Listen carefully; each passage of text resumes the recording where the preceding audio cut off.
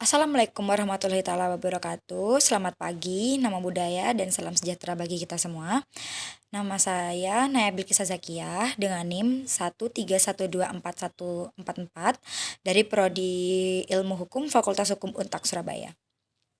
Di sini saya akan menjelaskan tentang demokrasi rakyat menurut DN Aidit untuk memenuhi IAS mata kuliah Ilmu Negara. DN Aidit sendiri merupakan seorang tokoh penting Partai Komunis Indonesia atau PKI, yakni merupakan sekretaris dan jenderal Partai Komunis Indonesia PKI.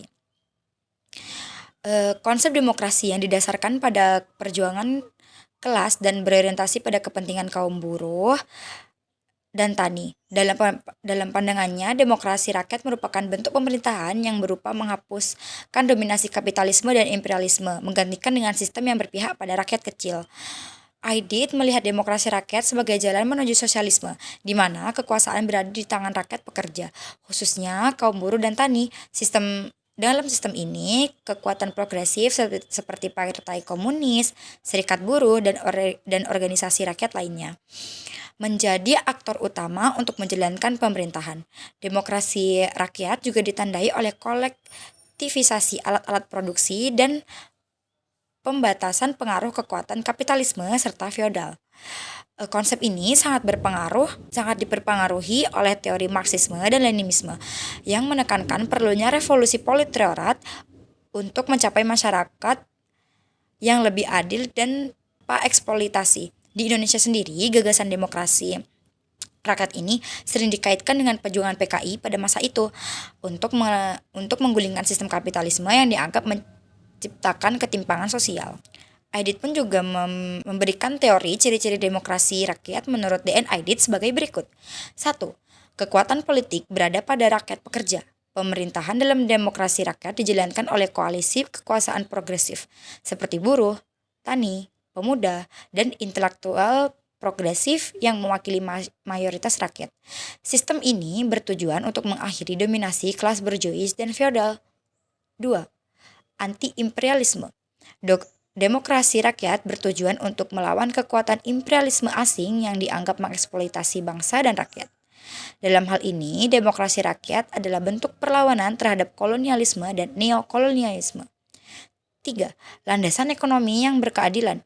Demokrasi rakyat menekankan kolektivisasi alat-alat produksi dan distribusi kekayaan untuk memastikan kemakmuran bagi seluruh rakyat, terutama kaum tani yang menjadi tulang punggung ekonomi. 4. Transisi sosialisme. Demokrasi rakyat adalah tahap awal menuju masyarakat sosialis di mana alat-alat produksi dikuasai oleh rakyat secara kolektif dan distribusi kekayaan dilakukan secara adil berdasarkan kebutuhan. 5. Peran Partai Revolusioner. Partai revolusioner seperti PKI memegang peran utama dalam memimpin rakyat untuk mencapai cita-cita demokrasi rakyat. Dalam pandangan Aidit, Partai Komunis adalah penggerak utama dalam melawan kekuatan reaksioner dan membangun kesadaran politik rakyat. DN Aidit juga menuliskan beberapa tujuan demokrasi rakyat.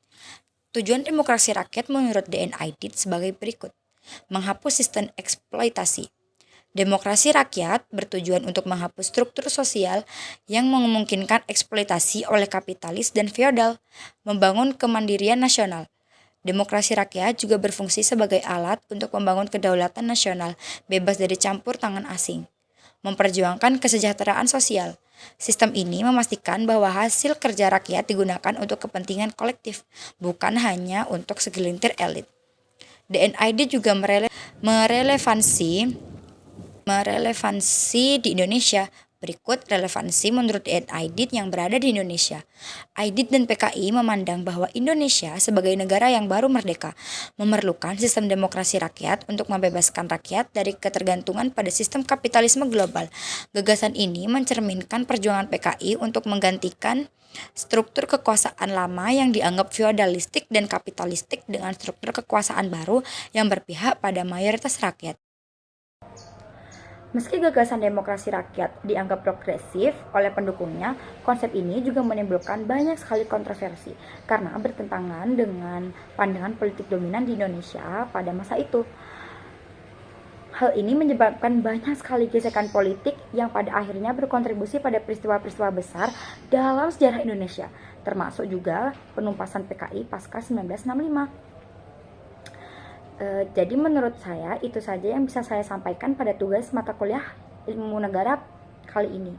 Saya mohon maaf bila banyak sekali salah yang saya ucapkan, typo ataupun kekurangan informasi bisa dilanjutkan di komentar di bawah. Saya Naya Bilkis Azakia mengundurkan diri. Assalamualaikum warahmatullahi wabarakatuh. Semoga membantu.